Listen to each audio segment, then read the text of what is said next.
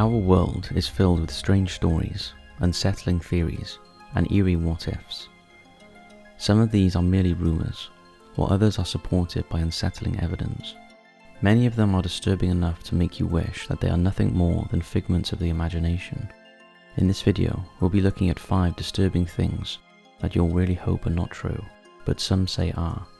Now before we begin, we wanted to mention something. You may have noticed that sometimes our videos just disappear, get age restricted, or simply stop showing up in your feed. This isn't by accident. We've been covering topics that are not always algorithm friendly for many years, and honestly YouTube does not love it when we dive deep into certain conversations, especially the kind that challenge mainstream narratives. So if you ever feel like you're only seeing half of what we're talking about, it's because in one way you are. That's why we've set up a free membership tier over on Patreon. It's a space where we can post the full, unfiltered versions of our content. We're not asking for money, not unless you want to support, but if you just want access to what YouTube will not show, the free tier is all yours, and the link is in the description. It's important to us that we're able to continue producing content that all of you want to see, but at this rate it's increasingly clear that YouTube do not want us to. Thanks for listening and supporting, and if you haven't already done so, hit those lights, sit back, and enjoy.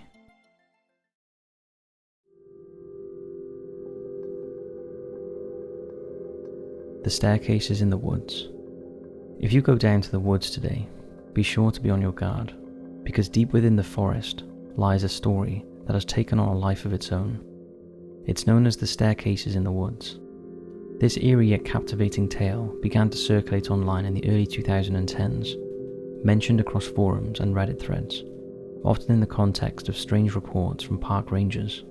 While the details may vary with each telling, the core of the legend remains consistent.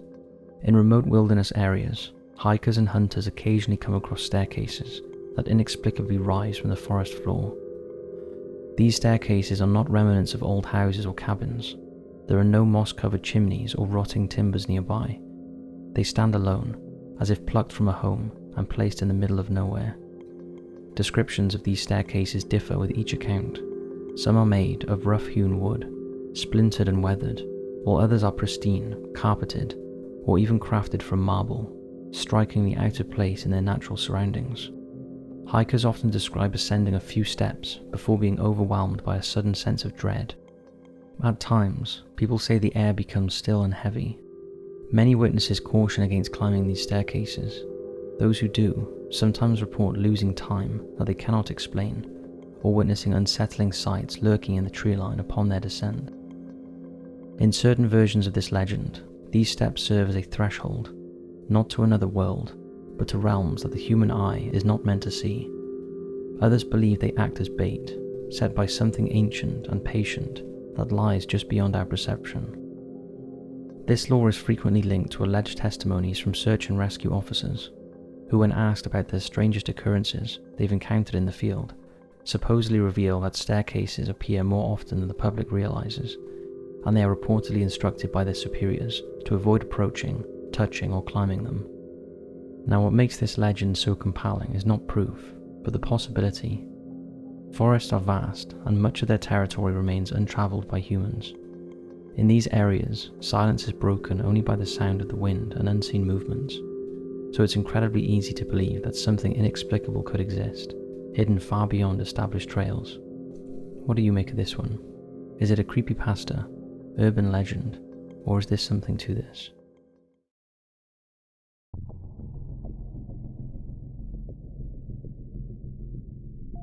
Larry Silverstein knew about 9/11. Now this is one that we all hope isn't true. Larry Silverstein's name is forever linked to one of the darkest days in American history, because just weeks before September 11th, 2001, the billionaire developer signed a $3.22 billion deal, a 99-year lease for the entire World Trade Center complex, and he gained control of the towers in what seemed to be a straightforward business deal. However, skeptics have long felt that the timing was suspicious, almost too perfectly aligned with the disaster that was about to unfold. On September 11th, 2001, Silverstein typically held breakfast meetings at Windows on the World atop the North Tower, but his wife insisted that day that he attend a medical appointment that morning, which ultimately saved his life. When the towers fell, any chance of ordinary business evaporated, leading to years of insurance disputes, and Silverstein ultimately secured billions in payouts, although it was less than what he initially claimed. For some, the fact that he escaped the disaster and stood to profit from the catastrophe raises suspicions and uncomfortable questions about who knew what and when. These doubts intensified with his now famous remark during the 2002 PBS documentary America Rebuilds.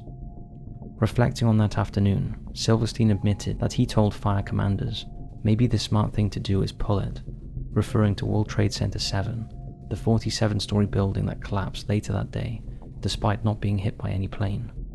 Official investigators deemed his words innocuous, interpreting them as a recommendation to withdraw firefighters from a structurally compromised building. However, conspiracy theorists seized on the phrase, "pull it," suggesting it was industry jargon for a deliberate demolition. This speculation was further fueled by the fact that World Trade Center 7 fell neatly into its own footprint, resembling a controlled implosion. Officials from the 9/11 Commission and the National Institute of Standards and Technology maintained that there was no evidence of explosives, hidden preparations, or secret plots. Yet for many, these reassurances are unconvincing. Why did a skyscraper collapse so cleanly due to fire alone? Something virtually unheard of in modern steel-framed buildings. Why did Silverstein use language that could easily be interpreted as admission? And why did his lease, signed just before the attacks, turn into an unprecedented insurance case worth billions? Mainstream reports often ignore claims that Silverstein had prior knowledge about the event of 9/11. However, his lease on the World Trade Center, his comments, and the unusual collapse of World Trade Center 7 raise many questions, and for those who doubt the official story, Silverstein's involvement seems to suggest that there might be more to this situation than authorities are willing to share. For the month of September, we will be producing nothing but 9/11 focused content, exploring myths, facts, unseen videos and images, as well as conspiracy theories surrounding that day.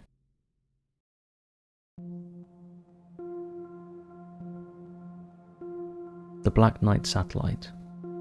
The Black Knight Satellite refers to an unidentified, ancient spacecraft of extraterrestrial origin that is said to have been orbiting Earth for thousands of years.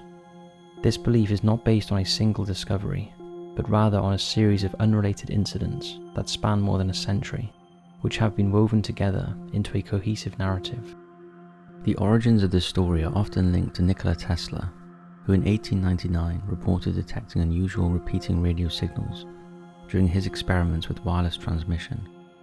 And while modern science suggests that these signals could have been natural radio emissions from space, later writers connected Tesla's observations to the idea of a mysterious satellite broadcasting signals to Earth.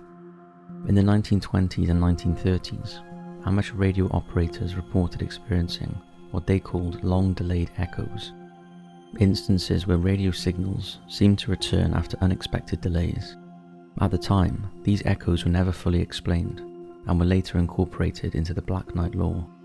In 1954, several newspapers reported that the US Air Force had detected 2 unknown satellites orbiting Earth, at a time when no nation had yet launched a satellite. These claims fueled speculation about an artificial object already in orbit.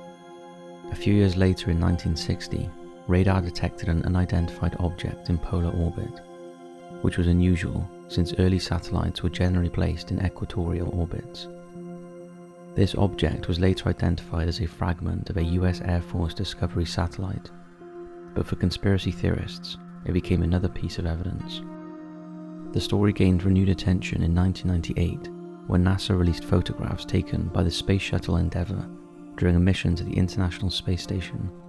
The images showed a dark, angular object drifting in orbit, which was hailed in the UFO communities as the Black Knight satellite, finally captured on camera.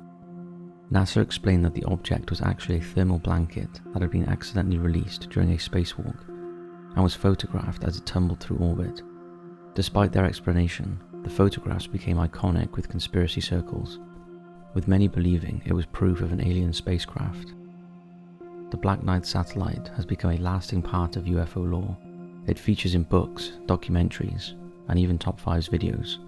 We've talked about it in the past. The conspiracy persists today, simply because the evidence is real. What that evidence actually depicts is up for debate. So do you believe the Black Knight is of alien origin.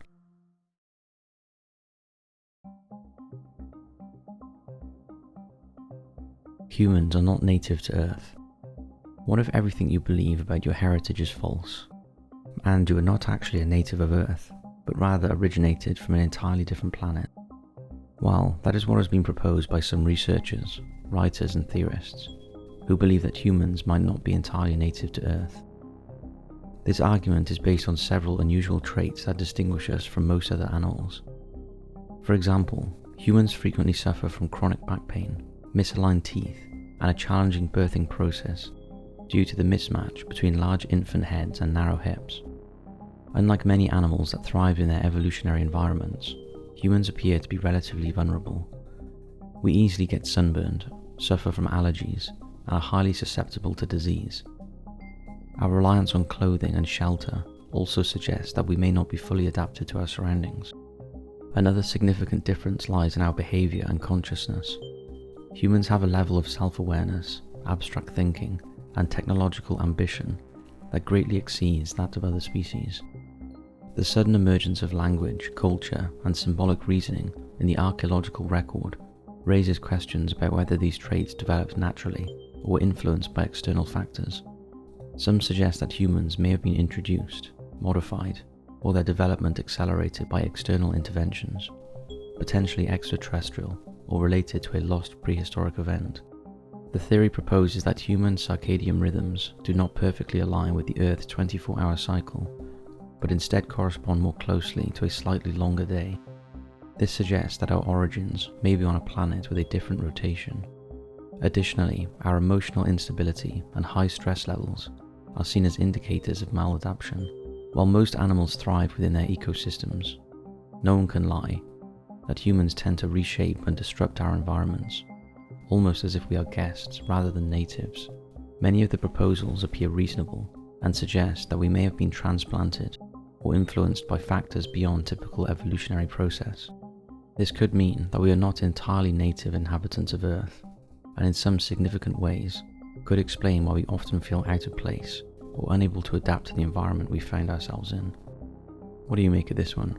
Although I'm sure many of you hope this one isn't true, can you imagine if we found some evidence that it was?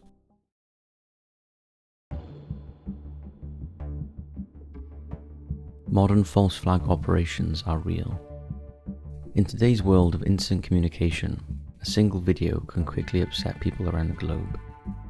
Deceptive tactics have become more advanced. Modern false flag operations have changed from simple military tricks of the past, like sinking ships under false flags or using enemy uniforms, to sophisticated methods that manipulate public opinion, influence narratives, and lead societies to conclusions they might otherwise reject.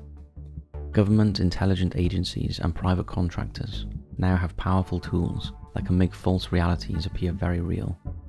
A bomb might explode in a busy market, and the official story could spread before anyone grasps the situation, with a falsely accused enemy already targeted. This diversion stirs hatred and fear in the public, often pushing for war or more surveillance. People who challenge the official story are frequently dismissed as conspiracy theorists, drowned out by carefully organized media efforts. Modern technology enhances this deception. Deepfake videos can show leaders declaring war or admitting to crimes they didn't commit.